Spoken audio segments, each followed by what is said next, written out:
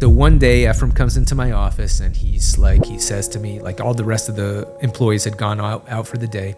And he says to me, he's like, a lot of the guys around the office, they're telling me that you're not pulling your weight around here anymore. Oh, God.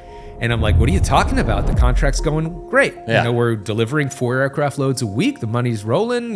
We've solved all the problems. What's the problem? He's like, yeah. The Afghan contract's going great. But we've got some contracts in Iraq that are really struggling and you're not helping with those.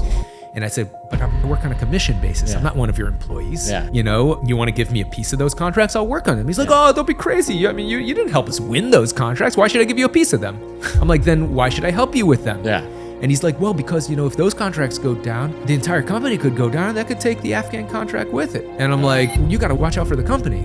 I'm like, well, you want to give me a piece of the company then? Yeah. And he says, you know what, David? He's like, I'll tell you what, I own 100% of AEY and I always plan to keep it that way. But you're my best friend and you're also a big part of why AEY is where we are today. And so I wouldn't make this offer to anyone else, but for you, give you a very generous $100,000 a year executive salary and 1% of AEY.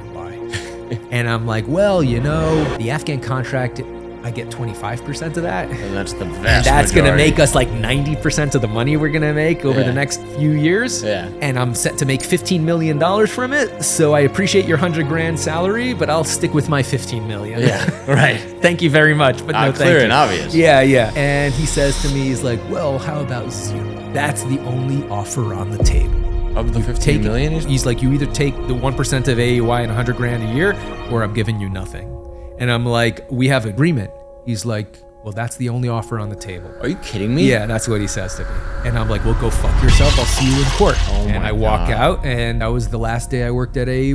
Wow. Yeah.